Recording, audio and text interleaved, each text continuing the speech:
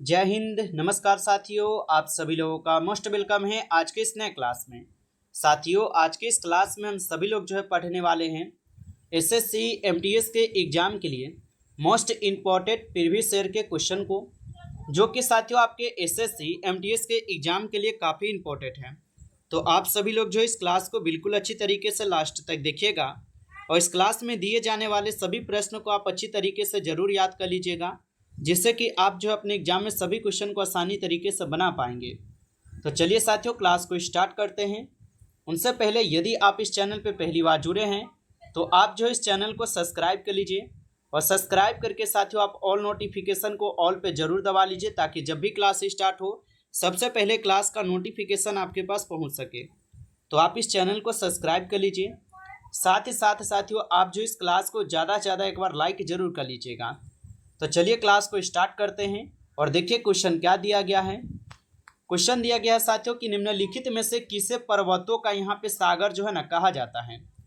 साथियों ये सभी क्वेश्चन बिल्कुल इंपॉर्टेंट और सिलेक्टेड क्वेश्चन लिए गए हैं, जिससे कि आपके पेपर में साथियों 100% यहाँ से आपको प्रश्न देखने को मिलेंगे। तो आप अच्छे से इन प्रश्न को जरूर याद कर लीजिएगा। बताइए कि निम्नलिखित में से किसे पर्वतों का यहाँ पे सागर कहा जाता है। तो साथियों इस क्वेश्चन का यहाँ पे आप सही जवाब ऑप्शन बी कीजिएगा, ब्रिटिश कोलंबिया को कहा जाता है। ऑप्शन बी सही जवाब है। अगला प्रश्न है साथियों, और क्वेश्चन दिया गया है कि सूर्य का अनुमानित व्यास पृथ्वी के व्यास से डैश गुना है। बताइए साथियों कि सूर्य का अनुमानित व्यास पृथ्वी के व्यास से कितना गुना है। तो साथियों याद रखिएगा, सूर्य का अनुमानित व्यास पृथ्वी के व्यास से 109 गुना क्या है, तो 12 है। ऑप्शन बी इस क्वेश्चन का आपका सही जवाब है।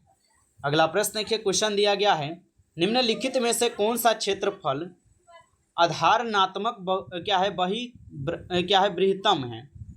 तो निम्नलिखित में से कौन सा क्षेत्रफल आधारणात्मक बृहत्तम हो जाएंगे। तो साथियों इस क्वेश्चन का सही जवाब ऑप्शन यहाँ पे आप सी कीजिएगा, न्यूजीलैंड। ऑप्शन यहाँ पे आप लोग का सही जवाब सी हो जाएंगे, न्यूजीलैंड दक्षिणी द्वीप हो जाएंगे। अगला प्रश्न देखिए, क्वेश्चन है, क्वेश्चन दिया गया है कि निम्नलिखित में से किसे 1000 झीलों का देश कहा जाता है। साथियों ये सभी क्वेश्चन आपको काफ़ी इंपॉर्टेंट और वीवीआई सेलेक्टेड क्वेश्चन करवा रहे हैं, जिससे कि आपके पेपर में साथियों 100% आपको क्वेश्चन मिलेंगे। आप अच्छे से इन प्रश्न को याद कर लीजिए और बताइए कि निम्नलिखित में से किसे 1000 झीलों का यहाँ पे देश कहा जाता है। तो साथियों याद रखिएगा, फिनलैंड को बोला जाता है। ऑप्शन ए यहाँ पे आप लोग का सही जवाब होगा। आगे देखिए साथियों, प्रश्न है कि सौर मंडल का सर्वाधिक गर्म ग्रह है। बताइए कि सौर मंडल का सर्वाधिक गर्म ग्रह कौन सा हो जाएगा। तो सौर मंडल का सर्वाधिक गर्म ग्रह होता है शुक्र ग्रह। ऑप्शन सी इस क्वेश्चन का सही जवाब है, शुक्र ग्रह। अगला प्रश्न है आप लोग का साथियों, निम्नलिखित में से किस राज्य में साक्षरता दर सबसे अधिक है। बताइए साथियों निम्नलिखित में से किस राज्य में साक्षरता दर सबसे अधिक होगा। तो साथियों याद रखिएगा, साक्षरता दर ये मिजोरम में हो जाएंगे। ऑप्शन यहाँ पे आपका डी इस क्वेश्चन का सही जवाब होगा। अगला प्रश्न है यहाँ पे आपका कि सियाचिन ग्लेशियर पर विवाद किसके बीच है। बताइए साथियों कि सियाचिन ग्लेशियर पर विवाद ये किसके बीच है। तो सियाचिन ग्लेशियर पर जो विवाद है साथियों, ये किसके बीच हो जाएंगे। तो भारत और पाकिस्तान के बीच है। ऑप्शन सी कीजिएगा सही जवाब, भारत और पाकिस्तान के बीच। आगे देखिए साथियों, प्रश्न दिया गया है कि रियाल हाइड्रो पावर प्रोजेक्ट किस राज्य में स्थित है। तो तुई रियाल हाइड्रो पावर प्रोजेक्ट किस राज्य में स्थित है। तो साथियों याद रखिएगा, मिजोरम में है। ऑप्शन बी सही जवाब है यहाँ पे, मिजोरम। आगे देखिए, प्रश्न है यहाँ पे आप लोग का कि यूरोपा किसका प्राकृतिक उपग्रह है। बताइए साथियों कि यूरोपा ये किसका प्राकृतिक उपग्रह हो जाएंगे। तो याद रखिएगा साथियों, यूरोपा ये बृहस्पति का क्या है, तो प्राकृतिक उपग्रह है। याद रखिएगा आप लोग, ऑप्शन सी इस क्वेश्चन का सही जवाब हो जाएगा। आगे देखिए, प्रश्न है आपका कि सौर मंडल के ग्रहों के क्रम में मंगल और शनि ग्रह के बीच कौन सा ग्रह आता है। तो सौर मंडल के ग्रह के क्रम में मंगल और शनि के बीच कौन सा ग्रह आता है। तो साथियों याद रखेंगे, इसके बीच बृहस्पति ग्रह आते हैं। ऑप्शन डी सही जवाब है, बृहस्पति ग्रह। अगला प्रश्न है आप लोग का कि कुल्लू घाटी किसके लिए सॉरी कुल्लू घाटी किसके बीच स्थित है साथियों? बताइएगा कि कुल्लू घाटी जो ये किसके बीच स्थित हो जाएंगे। साथियों आपको बैकग्राउंड में भी कुछ आवाज़ आएंगे तो उस पर आप ध्यान नहीं दीजिएगा, ठीक है। यहाँ की माहौल ही कुछ ऐसा ही है, ठीक है। पूरा कोशिश करते हैं बचाने का, लेकिन कभी कभी जो है इस क्लास के टाइम जो है यहाँ पे होने ही लगता है हालात, ठीक है। तो आप लोग थोड़ा मैनेज कीजिएगा। बताइए कुल्लू घाटी किसके बीच स्थित है? तो याद रखिएगा साथियों, लद्दाख और परी पंजल के बीच है। ऑप्शन ए सही जवाब। अगला प्रश्न है यहाँ पे कि भारत के भौगोलिक मानचित्र कौन तैयार करता है? बताइए साथियों कि भारत के भौगोलिक मानचित्र जो है कौन तैयार करता है? तो याद रखिएगा साथियों, भारत का भौगोलिक मानचित्र जो है भारतीय सर्वेक्षण जो है ना क्या करता है? तो तैयार करता है। ऑप्शन बी को सही जवाब कीजिएगा। अगला प्रश्न के क्वेश्चन है कि भारत का सबसे बड़ा संघ राज्य क्षेत्र कौन सा है? बताइए साथियों, और अभी तक आप क्लास को लाइक नहीं किए हैं साथियों, तो आप लोगों से छोटा सा रिक्वेस्ट रहेगा हमारा भी कि आप लोग क्लास को ज़्यादा से ज़्यादा लाइक जरूर कर लीजिएगा। चैनल पे यदि आप जुड़े हैं पहली बार तो आप चैनल को सब्सक्राइब करके ऑल नोटिफिकेशन को आप दबा लीजिएगा, ताकि जब भी क्लास स्टार्ट हो सबसे पहले क्लास का नोटिफिकेशन आपके पास पहुँच सके। तो आप इस चैनल को भी सब्सक्राइब जरूर कर लीजिएगा। और यदि आपको पीडीएफ चाहिए रिवीजन के लिए तो आप जरूर बताइएगा हमें कमेंट में, ताकि पीडीएफ आप लोग को दिए जा सकें यहाँ से। बताइए कि भारत का सबसे बड़ा संघ राज्य क्षेत्र कौन सा है? तो साथियों याद रखिएगा यह कौन सा है? अंडमान और निकोबार द्वीप समूह है। ऑप्शन सी इस क्वेश्चन का यहाँ पे सही जवाब होगा। आगे देखिए साथियों, क्वेश्चन है कि कौन से पर्वत हिमालय श्रृंखला का अंग नहीं है? तो कौन सा पर्वत है जो हिमालय श्रृंखला का अंग नहीं होगा? तो याद रखिएगा साथियों, यह हो जाएंगे अरावली, जो क्या है हिमालय श्रृंखला का अंग नहीं है।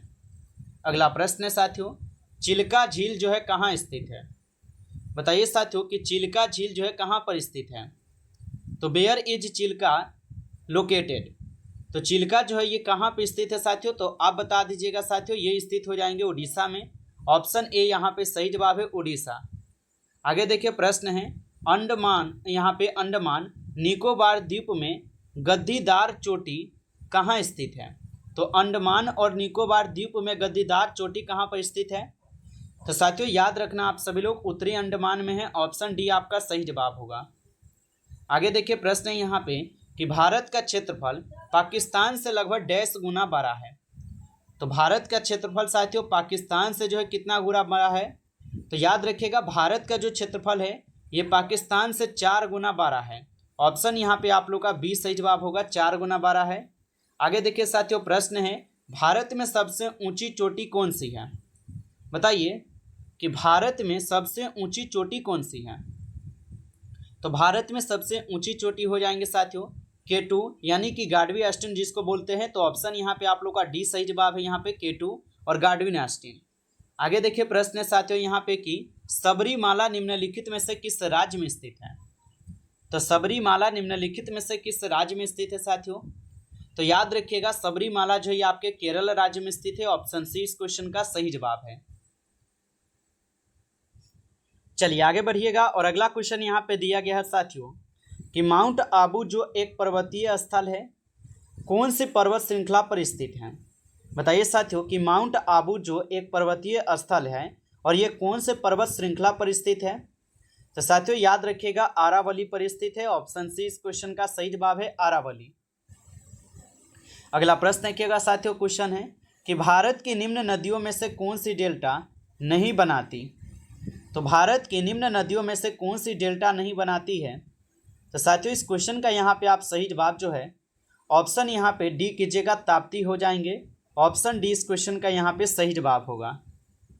अगला प्रश्न है यहाँ पे कि निम्नलिखित में से किस नदी का स्रोत भारत से बाहर है? बताइए साथियों कि निम्नलिखित में से किस नदी का स्रोत जो है भारत से बाहर है?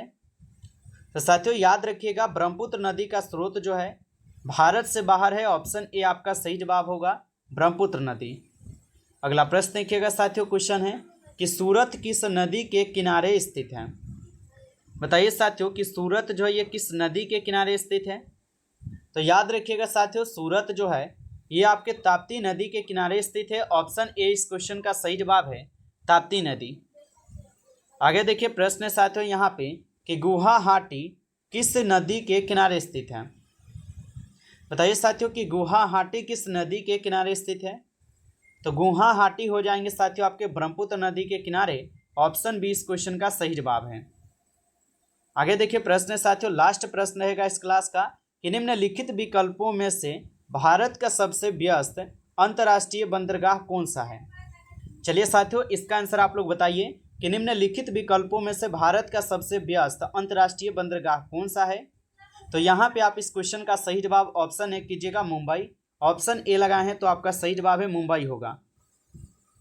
नमस्कार साथियों, इस क्लास में कुल आपके 25 क्वेश्चन थे जो कि काफ़ी इंपॉर्टेंट और सिलेक्टेड क्वेश्चन थे ये सभी क्वेश्चन।